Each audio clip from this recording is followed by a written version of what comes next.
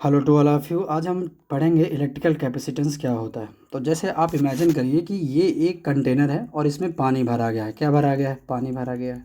ध्यान समझिएगा। ओके। तो जब आप किसी भी कंटेनर में पानी भरते हैं तो लिक्विड का जो लेवल है उसकी हाइट बढ़ती जाती है, बढ़ती जाती है।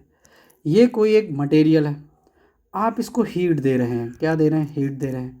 तो इस मटेरियल का जो टेम्परेचर है, कौन है? टेम्परेचर। वो लगातार बढ़ता रहता है ना। टेम्परेचर बढ़ेगा, इसका बढ़ेगा। सिमिलरली इसी कॉन्सेप्ट से आप ये समझिएगा कि जब आप किसी भी कंडक्टर को चार्ज देते हैं, किसी भी कंडक्टर को, मान लीजिए ये कोई एक कंडक्टर है, आप इसको चार्ज दे रहे हैं। तो जब आप इसको चार्ज देंगे तो इसका जो पोटेंशियल है वो बढ़ता है। तो अब सीधी सी बात है, तो जो आपका चार्ज है वो आप पोटेंशियल से डायरेक्टली रिलेट करेगा।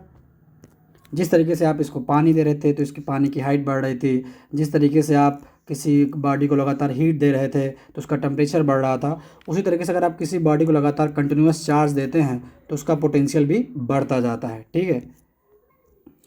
तो मान लीजिए कोई एक कंडक्टर है, कोई एक कंडक्टर है और इसको आप लगातार क्यू चार्ज दे रहे हैं। कैसे चार्ज दे रहे हैं? क्यू चार्ज दे रहे हैं। तो क्यू डायरेक्टली प्रोपोर्शनल क्या है? भी है। तो जब डायरेक्टली प्रोपोर्शनल हटेगा तो कांस्टेंट आएगा, तो क्यू इक्वल क्या आ जाएगा? सी भी।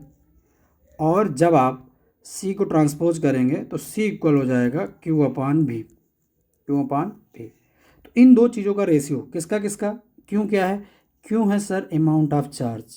क्यों क्या है? Amount of charge. ठीक है। क्यों आपका अमाउंट ऑफ चार्ज है। और क्यों भी क्या है सर? Increase in potential. क्योंकि हम जानते हैं कि जब लगातार इंक्रीज इन पोटेंशियल। ठीक है। तो आप क्या बताओगे? The ratio of amount of charge, the ratio of amount of charge given to a conductor to increase in its potential is equal to the capacitance of conductor. यही capacitance कहलाएगा। किसका किसका रेशियो? अमाउंट ऑफ चार्ज का और increase in potential का। Unit निकाल लीजिए। Unit कैसे निकालेंगे? यूनिट निकालने के लिए आप सब जानते हैं, सी इसी कई सारी यूनिट होती है, मैं आपको सारी बता देता हूँ। सी इक्वल होता है क्यू अपान भी। तो फार्मूले से निकाले, चार्ज की सारी यूनिट क्या होती है? गुलाम। और बी क्या है? पोटेंशियल, इसकी बोल्ट। तो क्या जाएगा? सी वी यूनिवर्स, पहली यूनिट हो गई। ठीक है। एक और होती है, हम सब जानते हैं, भी इक्वल होता है डब्ल्यू अपान क्यू। भी का फार्मूला होता है। तो भी की जगह पे क्या रख देंगे आप? सी इक्वल क्यू अपान डब्ल्यू अपान क्यू। अब ये नीचे से कहाँ चला जाएगा? ऊपर। तो सी इक्वल हो जाएगा क्यू स्क्वायर अपान डब्ल्यू। हो जाएगा। तो ये देखिए, तो क्यू स्क्वायर क्या है? क्यू स्क्वायर क्या हो जाएगी? जूल। ठीक है, सॉरी, क्यू स्क्वायर चार्ज है तो इसका हो जाएगा कुलाम स्क्वायर। और नीचे क्या है? वर्क, तो जूल। तो एक हो जाएगा कुलाम स्क्वायर जूल इनवर्स, ये दूसरी यूनिट हो गई। और क्योंकि इस पे ज़्यादा काम हमारे माइकल फैराडे साहब ने किया था, उनके कंट्रीब्यूशन में, उनके उनको आनर के लिए, उनको आनर देने के लिए, रिस्पेक्ट देने के लिए हम जो यूनिट यूज करते हैं, जो पॉपुलर यूनिट फैराड है। कैसी यूनिट है? फैराड। ठीक है, फैराड बोलेंगे इसको। अब क्या होता है कि आप 1 फैराड डिफाइन कर लेंगे। वन, इसको आपसे दिखाते हैं, 1 फैराड इक्वल हो जाएगा 1 कूलाम अपान 1 वोल्ट। ठीक है, आपका 1 फैराड डिफाइन हो गया। फैराड क्या है? Farad is a very large unit. ये बहुत ही लार्ज यूनिट है, बहुत ही ज़्यादा लार्ज यूनिट है। कैसे होती है इसको भी आप प्रूव कर सकते हैं, अर्थ के विथ रिस्पेक्ट निकाल के आप कितना क्या कैसे होता है। तो आप जानते हैं कि मिली ले लीजिए। 1 मिली फैराड में कितना हो जाएगा? 10⁻³ फिर माइक्रो, 1 माइक्रो फैराड में हो जाएगा 10⁻⁻6 फैराड।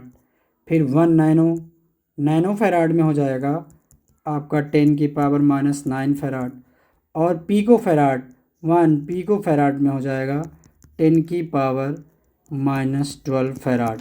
ये सारे बेसिक पॉइंट हो गए। ठीक है। फिर आप, ये एसआई यूनिट है। सीजीएस यूनिट अगर आप निकालना चाहें, कैपेसिटेंस की जो सीजीएस यूनिट है वो कितनी होगी? तो कैपेसिटेंस की जो सीजीएस यूनिट होती है वो होती है आपकी ईएसयू, इलेक्ट्रोस्टैटिक यूनिट, ईएसयू, या इसी को बोलते हैं स्टैट फैराड। क्या बोलेंगे? Stat farad. ये इसकी सीजीएस यूनिट हो गई। अगर आप इनमें रिलेशन निकालना चाहें तो रिलेशन निकाल सकते हैं, है कि जो कैपेसिटर की एसआई यूनिट है और relation between SI unit and ईएसयू, electrostatic unit, ईएसयू of capacitance. ठीक है, कैपेसिटेंस अब सर कितना होता है, हम सब जानते हैं फार्मूला, सी इक्वल कितना होता है क्यू अपान भी। सी क्या है, कैपेसिटेंस, यूनिट हो जाएगी फैराड, आप फैराड ले लो या 1 फैराड। कुलाम, 1 कुलाम। भी क्या है, पोटेंशियल, तो 1 वोल्ट। अब 1 कुलाम में कितने स्टेट कुलाम होते हैं, 3 इंटू 10⁹ और 1 वोल्ट में कितना होता है, 1/300। ये ऊपर चला जाएगा, ये जब ऊपर चला जाएगा तो हो जाएगा 3 इंटू 300 इंटू 10⁹। यहाँ पे 2 जीरो है ना, यहाँ पे 10⁹ है, तो 3 ये हो जाएगा, इसको ले सकते हैं आप 3 इंटू 3 इंटू 10⁻² इंटू 10⁹। तो 3 जा 9, 9 इंटू, और 9 में 2 जुड़ा कितना हो जाएगा, 10⁻11 स्टेट फैराड। तो सर एक फैराड में इतने, एक फैराड में 9 इंटू 10⁻11 स्टेट फैराड होते हैं, याद रखिएगा, स्टेट फैराड। सारे चीज़ें एक ही जगह जल्दी जल्दी आपको प्रोवाइड करा दे रहा हूँ। फिर आप डायमेंशनल फार्मूला निकाल लीजिए। डायमेंशनल फार्मूला कैसे निकालेंगे, तो डायमेंशनल फार्मूला निकालने के लिए सी इक्वल क्या होता है, क्यू अपान भी, क्यू अपान भी होता है। अब देखिएगा, हम सब जानते हैं भी इक्वल क्या होता है, डब्ल्यू अपान क्यू। तो भी की जगह पे क्या रख देंगे, डब्ल्यू अपान क्यू। ये ऊपर चला जाएगा तो नीचे वाला ऊपर, ऊपर वाला नीचे, तो जाएगा Q square upon W. Charge का डायमेंशनल फार्मूला क्या होता है, 80, कितना होता है 80, और 80 स्क्वायर हो जाएगा, यहाँ पे पावर स्क्वायर है तो 80 स्क्वायर हो गया। और आपका जो डायमेंशनल फार्मूला कितना है, ml⁻², t⁻², ये हो गया। अब आप देखें कुछ कट रहा क्या, नहीं कट रहा, तो आप इसको सिंपल वे पे ओपन कर दीजिए, होल स्क्वायर तो हो जाएगा a² t² अपान, नीचे क्या है ml⁻², t⁻², ये t⁻² है, ऊपर चला जाएगा तो, और ये m ऊपर आएगा तो कितना हो जाएगा, m इनवर्स हो जाएगा। पहले एल है क्या, l⁻², ये नीचे पॉजिटिव है, ऊपर नेगेटिव हो जाएगा। और t⁻² है तो ये ऊपर जाएगा तो t⁻² इंटू t⁻², तो बेस सेम है तो पावर जुड़ जाएगी, तो जाएगा t⁻4, फिर आपका a बचा तो a⁻²। ये आपका डायमेंशनल फार्मूला किसका, कैपेसिटेंस का। चलिए अगले हेडिंग की ओर चलते हैं। अगली जो हेडिंग है, कैपेसिटेंस ऑफ स्फेरिकल कंडक्टर। बहुत सिंपल वे पे आप सबसे मानेंगे, आप एक स्फेयर ले रहे हैं और वो a है, ठीक है। अब इसकी रेडियस कितनी मान लेंगे आप, रेडियस कितनी है, r है। आप इस पूरे गोले को प्लस क्यू चार्ज दे रहे हैं, कैसा चार्ज दे रहे हैं, प्लस क्यू चार्ज दे रहे हैं। ये जो प्लस क्यू चार्ज है ये पूरे अपर सरफेस में डिस्ट्रीब्यूट हो रहा है, पूरे अपर सरफेस पे डिस्ट्रीब्यूट हो रहा है, ठीक है। जब ये अपर सरफेस पे यूनिफॉर्मली डिस्ट्रीब्यूट हो रहा है तो इस कंडीशन में जो हमारा ये कंडक्टर है, हर जगह चार्ज अगर इक्वली डिस्ट्रीब्यूट हो रहा है तो पोटेंशियल भी क्या हो जाएगा, इक्वल। और अगर हर सरफेस पे पोटेंशियल इक्वल तो उसे हम बोलते हैं, उस सरफेस को हम क्या बोलेंगे, इक्यू पोटेंशियल सरफेस। क्या बोल देंगे, इक्यू पोटेंशियल सरफेस, क्योंकि हमारा चार्ज इक्वली डिस्ट्रीब्यूटेड है। अब तो जब आप इक्यू पोटेंशियल सरफेस की प्रॉपर्टी जानते हैं, यहाँ पे जो इलेक्ट्रिक फील्ड ऑफ लाइन है, ये जो इलेक्ट्रिक फील्ड ऑफ लाइन है, ये सरफेस पे कैसी होंगी, परपेंडिकुलर होंगी। ये हर एक पॉइंट पे ऐसी, ऐसा लगेगा इमर्ज हो रही हैं, तो ये परपेंडिकुलर हो रही हैं। तो यहाँ पास पोटेंशियल का हम एक फार्मूला निकाल लेंगे, है ना। स्पेरिकल कंडक्टर कैपेसिटेंस निकाल रहे हैं, तो भी का फार्मूला होता है किसी पॉइंट पे निकालने के लिए, the potential at A point on the surface. किसी भी सरफेस का जो पोटेंशियल, किसी भी सरफेस के पॉइंट पे जो पोटेंशियल हो जाएगा वो इतना हो जाएगा 1/4πε0 Q/r, ठीक है। तो सी इक्वल फार्मूला क्या होता है, Q/v। तो किसकी वैल्यू, भी की, तो किसे पर रख देंगे, भी की जगह पे, तो जाएगा 1/4πε0 Q/r। ये नीचे से कहाँ चला जाएगा, ऊपर, तो ऊपर वाला नीचे, नीचे वाला ऊपर, तो क्या हो जाएगा, क्यों से क्यों क्या हो जाएगा, कैंसिल हो गया आपका। सी इक्वल क्या बच गया, 4πε0r, ये हो गया। अगर कोई डायलेक्ट्रिक कांस्टेंट या मीडियम रख दिया जाए डायरेक्टिक, तो सी इक्वल फार्मूला क्या बन जाएगा, 4πε0 kr। यही तो रिक्वायर्ड एक्सप्रेशन है किसका, कैपेसिटेंस ऑफ स्फेरिकल कंडक्टर का। यहाँ पे जो कैपेसिटेंस है वह रेडियस से डायरेक्टली रिलेट कर रही है, और जो कैपेसिटेंस है वह डायलेक्ट्रिक कांस्टेंट से भी किससे रिलेट कर रहा है, डायरेक्टली रिलेट कर रहा है। तो इतना हमें याद रखना है, ठीक है। चलिए अगला देख लेते हैं। अब इससे हम चाहें तो एप्सिलॉन नॉट की वैल्यू निकाल सकते हैं, एक नई वैल्यू हमें एप्सिलॉन नॉट की मिल जाएगी। वो कैसे मिलेगी, हम सब जानते हैं सी इक्वल होता है 4πε0r। एप्सिलॉन नॉट इक्वल क्या हो जाएगा, ये इधर इंटू और उधर क्या हो जाएगा, डिवाइड हो जाएगा, मतलब C/4πr। सी क्या है, कैपेसिटेंस, तो कैपेसिटेंस यूनिट क्या होती है, फैराड।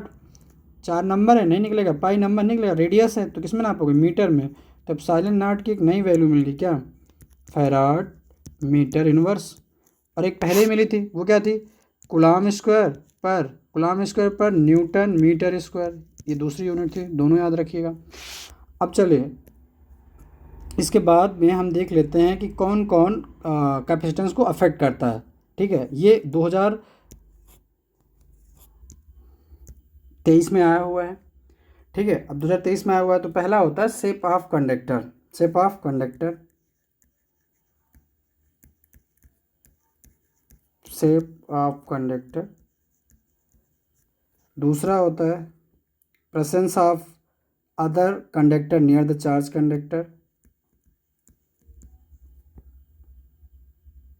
ठीक है, presence of other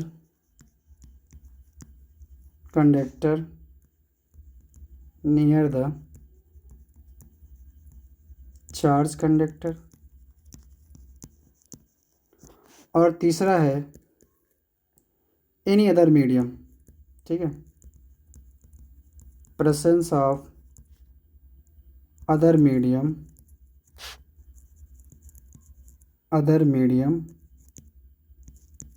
near the charge conductor, है ना, नियर द चार्ज। तो इसमें हमें ये समझना है कि कौन डायरेक्टली और कौन किसके इन्वर्सली है।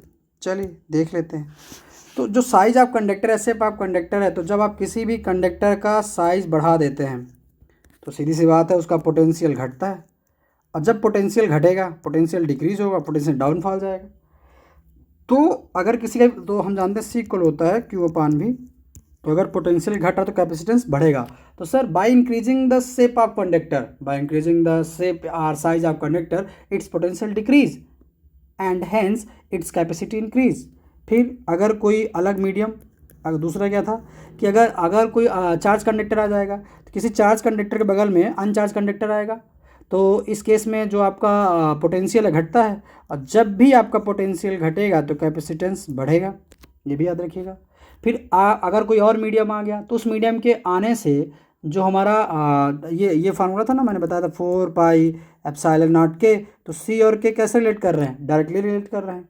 तो किसी और मीडियम की प्रेजेंस से, डाइलेक्ट्रिक मीडियम या insulating medium of dielectric constant की प्रेजेंस से अगर वो कंडक्टर के आसपास है तो उसका कैपेसिटेंस बढ़ता है, ये याद रखिएगा, लेकिन इलेक्ट्रिक फील्ड घटता है। तो ये ओवरऑल है। अभी हम आपको अगले वीडियो में बता देंगे प्रिंसिपल ऑफ कंडेंसर क्या है, और बता देंगे कि parallel plate capacitor, spherical plate capacitor, cylindrical plate capacitor कैसे काम करती हैं। बस इसी तरह देखते रहिए, सीखते रहिए। Thank you, thanks for watching.